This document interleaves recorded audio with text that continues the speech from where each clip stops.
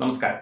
എന്ത് തെണ്ടിത്തരം കാണിച്ചാലും സംരക്ഷിക്കും, കൂടെ നിൽക്കും, മുദ്രാവാക്യം വിളിക്കും, മാലയിടും, സ്വീകരിക്കും. Communist party of India Marxist എന്ന CPM-ന്റെ രീതി ഇതാണ്. അപ്പൊ പിന്നെ തോന്നിയാസം കാണിക്കാനും കക്കാനും വെട്ടിക്കാനും ആളെ കൊല്ലാനും ഒക്കെ തീർച്ചയായിട്ടും സഖാക്കൾ പൂർവാധികം ശക്തിയോടെ രംഗത്തിറങ്ങും.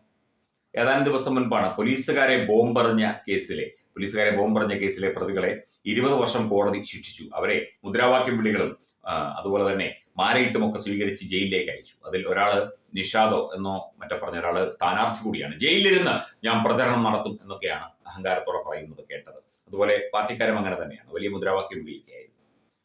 കഴിഞ്ഞ ദിവസം MV ഗോവിന്ദൻ മാസ്റ്ററുടെ പത്മകുമാറിനെതിരെ നടപടിയെടുക്കാത്തത് എന്ന് ചോദിച്ചപ്പോൾ അയാൾ ജയിലിലാണ്. അയാൾ ഇപ്പൊ സംഘടനാ പ്രവർത്തനമൊന്നും നടത്തുന്നില്ല. പത്തനംതിട്ട ജില്ലാ കമ്മിറ്റി അംഗമാണ്. അതുപോലെ തന്നെ മുൻ MLA, കോന്നി MLA ആണ്. CPM-ന്റെ പത്തനംതിട്ടയിലെ പ്രമുഖനായ ഒരു നേതാവാണ്. എന്തുകൊണ്ട് നടപടി എടുക്കുന്നില്ല? ഒന്ന് സസ്പെൻഡെങ്കിലും ചെയ്തുകൂടി, അല്ലെങ്കിൽ എന്തെങ്കിലും ഒരു പരസ്യ ശാസനയോ ഒരു താക്കീതോ പോയിട്ട് വന്നു കഴിഞ്ഞാൽ ചെയ്യും എന്നെങ്കിലും ഒന്ന് പറഞ്ഞുകൂടി എന്നാണ് മാധ്യമ പ്രവർത്തകർ ഗോവിന്ദൻ മാഷോട് ചോദിച്ചത്.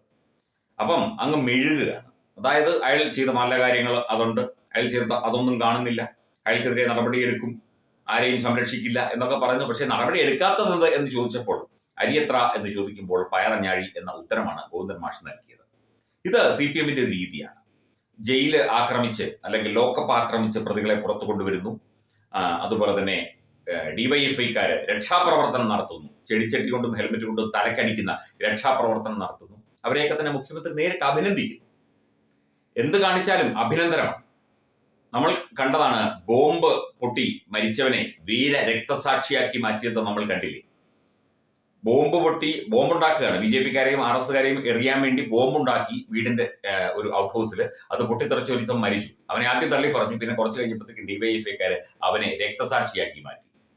പാർട്ടിയുടെ ധീര രക്തസാക്ഷി, വീരമൃത്യു വരിച്ച രക്തസാക്ഷിയാക്കി മാറ്റി. അപ്പൊ പത്മകുമാറിനെതിരെ എന്നല്ല, വാസുവിനെതിരെ എന്നല്ല, ഒരാൾക്കെതിരെയും ഒരു നടപടിയും എടുക്കില്ല.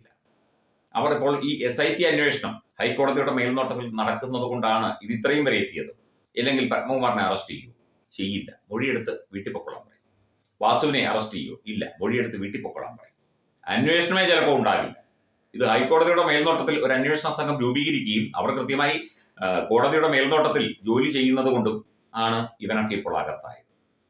ഇപ്പൊ മുരാരി ബാബു ഹൈക്കോടതിയെ സമീപിക്കാൻ ഒരുക്കുന്നു എന്നുള്ള വാർത്തയൊക്കെയുണ്ട്. ഇവരെല്ലാവരും ചേർന്നാണ് ഈ തട്ടിപ്പും വെട്ടിപ്പും ഒക്കെ നടത്തിയത്. രാഷ്ട്രീയക്കാർക്കും മുൻമന്ത്രി കടകംപള്ളി സുരേന്ദ്രനും ഒക്കെ തന്നെ പങ്കുണ്ട് എന്നുള്ള വ്യക്തമായ സൂചനകൾ SIT കിട്ടിയിട്ടുണ്ട്. പക്ഷേ പാർട്ടി എല്ലാവരെയും സംരക്ഷിക്കും, എല്ലാവരെയും ചേർത്ത് പിടിക്കും. എന്ത് തോന്നിയാസം കാണിച്ചിട്ട് നിങ്ങൾ പാർട്ടിക്കാരനാണ്, നിങ്ങൾ പാർട്ടി ഓഫീസിലേക്ക് ചെന്ന് ലാൽ സലാം സഖാവേ എന്ന് പറഞ്ഞാൽ മതി. നിങ്ങളെ കെട്ടിപ്പിടിക്കും, നിങ്ങളെ ആനയിച്ചിരുത്തും, നിങ്ങൾക്ക് മുദ്രാവാക്യം വിളിക്കും, നിങ്ങളെ മാലയിടും, നിങ്ങൾക്ക് എല്ലാവിധ സംരക്ഷണങ്ങളും നൽകും. വെറുതെയാണോ ഈ പാർട്ടി ഇങ്ങനെ ആയിപ്പോയത്? ബംഗാളിൽ സംഭവിച്ചത് നമ്മൾ കണ്ടില്ലേ. അവിടെ ഉള്ള ക്രിമിനലുകളെ മുഴുവൻ സംരക്ഷിച്ച് എല്ലാ ക്രിമിനൽ പ്രവർത്തനങ്ങൾക്കും ഭരിക്കുന്ന പാർട്ടി തന്നെ നേതൃത്വം കൊടുത്തു 35 കൊല്ലം. ജനങ്ങൾ അടിച്ച് ദൂരെ കളഞ്ഞു. മമതയും മറ്റൊന്നല്ല ബംഗാളിൽ ചെയ്യുന്നത്. മമത BJP തകർക്കും എന്നൊക്കെ പറയുന്നത് കേട്ടു. അവിടെ നിൽക്കട്ടെ, അത് വേറെ വിഷയം. ത്രിപുരയിലും മറ്റൊന്നല്ല സംഭവിച്ചത്, കേരളത്തിലും മറ്റൊന്നല്ല സംഭവിക്കാൻ പോകുന്നത്. പിന്നെ ഒരു പരിധി കഴിയുമ്പോൾ ഏതവനും മടുക്കും, അല്ലെങ്കിൽ ഏതവനും സഹികെടും. സകലമാന ക്രിമിനൽ പ്രവർത്തനങ്ങൾക്കും നേതൃത്വം കൊടുക്കുക, അവരെ സംരക്ഷിക്കുക. മാത്രമല്ല ജനങ്ങളുടെ നികുതിപ്പണം കൊണ്ട്, ഇപ്പം ഈ ശരത് ലാൽ കൃപേഷ് വധക്കേസുമായി ബന്ധപ്പെട്ട് ജനങ്ങളുടെ നികുതിപ്പണം കൊണ്ടാണ് പാർട്ടിക്കാരെ രക്ഷിക്കാനായിട്ട് കേസ് നടത്തുന്നത്. ഡമ്മി പ്രതികളെ നിർത്തിക്കൊണ്ട് മറ്റുള്ളവരെ രക്ഷിച്ചെടുക്കുന്നത് ഒക്കെ ജനങ്ങളുടെ നികുതിപ്പണം കൊണ്ടുകൂടിയാണ്. സർക്കാരാണ് എല്ലാം ചെയ്യുന്നത്. ശരിക്കും സർക്കാർ പ്രോസിക്യൂഷന്റെ ഭാഗത്ത് നിൽക്കേണ്ടതാണ്. ഇപ്പൊ സർക്കാർ പ്രതികൾക്ക് വേണ്ടി നിൽക്കുന്ന കേസുകൾ എത്രയെണ്ണം നമ്മൾ കണ്ടു. അപ്പൊ പത്മകുമാറൊക്കെ രക്ഷപ്പെട്ടു, ഒരു കുഴപ്പവുമില്ല. സഖാവ് ചിരിച്ചുകൊണ്ട് തന്നെ കുറച്ച് കഴിയുമ്പോൾ ജാമ്യം കിട്ടുമായിരിക്കും, അല്ലെങ്കിൽ കേസ് അന്വേഷണത്തിന്റെ ഭാഗമായിട്ട് ചിലപ്പോൾ അത് ആ രീതിയിൽ ജാമ്യം കിട്ടുമായിരിക്കും. പിന്നെ വിചാരണ മാത്രമേ കാണുകയുള്ളൂ. എന്തൊക്കെയായാലും പാർട്ടിക്കാരനാണോ, നിങ്ങൾ സംരക്ഷിക്കപ്പെടും, നിങ്ങൾ രക്ഷപ്പെടും, നിങ്ങൾ പ്രകീർത്തിക്കപ്പെടും, നിങ്ങൾക്ക് മുദ്രാവാക്യം വിളിക്കും. അതിന് പോലീസിനെ ബോംബെറിഞ്ഞാലും ആളെ കൊന്നിട്ടായാലും ബോംബുണ്ടാക്കിയാലും എന്ത് ചെയ്താലും നിങ്ങൾ പാർട്ടിക്കാരനാണെങ്കിൽ നിങ്ങൾ വീരശൂര പരാക്രമി തന്നെ, പാർട്ടിയുടെ ധീരനായ സഖാവ് തന്നെ. ഇങ്ങനൊരു പാർട്ടി, ഈ പാർട്ടിയെക്കുറിച്ച് നമുക്കൊന്നും അറിയില്ല എന്ന് പറയുന്നത് ശരി തന്നെയാണ്.